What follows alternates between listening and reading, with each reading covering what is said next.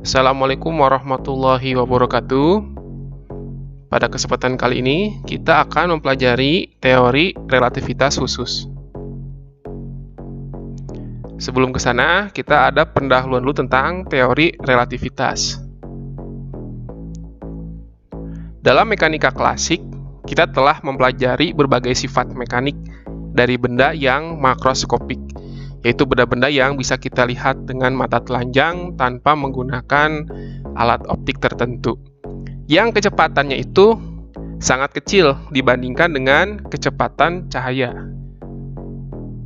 V ini adalah kecepatan benda makroskopik, sedangkan C ini adalah kecepatan cahaya yang nilainya itu mendekati 3 dikali 10 pangkat 8 meter per second. Untuk mempelajari benda-benda makroskopik dari hukum-hukum Newton, maka dikenal dengan istilahnya mekanika klasik. Sekarang pertanyaannya, bagaimana kalau sekarang benda-bendanya yang mikroskopik, yang sangat kecil, yang elementer seperti atom, elektron, proton, dan sebagainya. Yang sifatnya itu adalah kecepatan benda mikroskopik itu mendekati kecepatan cahaya. Ternyata hukum-hukum Newton itu belum mampu menjawab peristiwa-peristiwa yang terjadi pada benda-benda mikroskopik.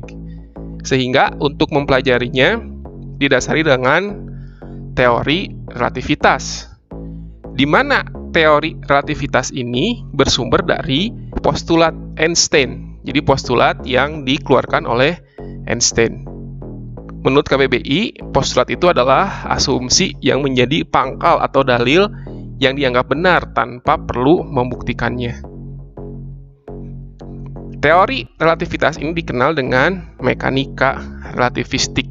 Jadi intinya di mekanika klasik ini bisa menjawab permasalahan untuk benda-benda makroskopik, benda-benda yang besar, yang kecepatannya sangat kecil dibandingkan dengan kecepatan cahaya.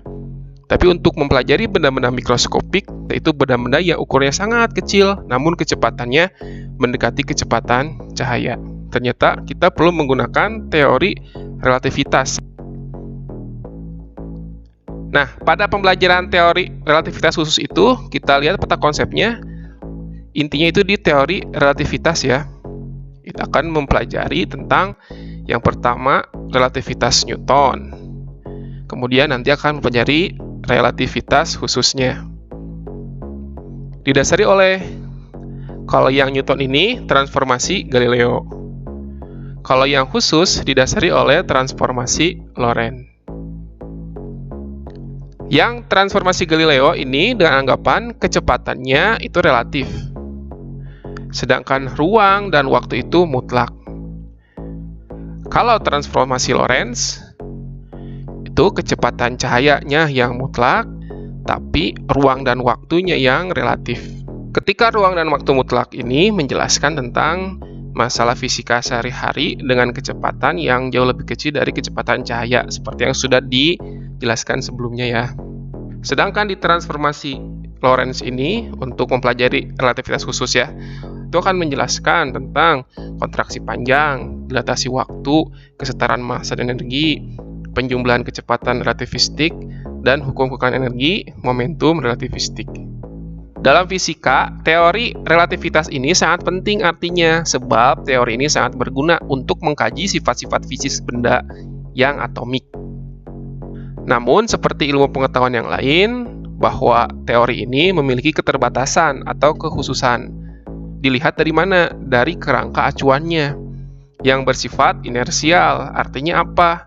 Kerangka acuan tersebut dalam keadaan diam atau dalam keadaan bergerak beraturan, kecepatannya konstan pada garis lurus. Makanya istilahnya disebut dengan teori relativitas khusus.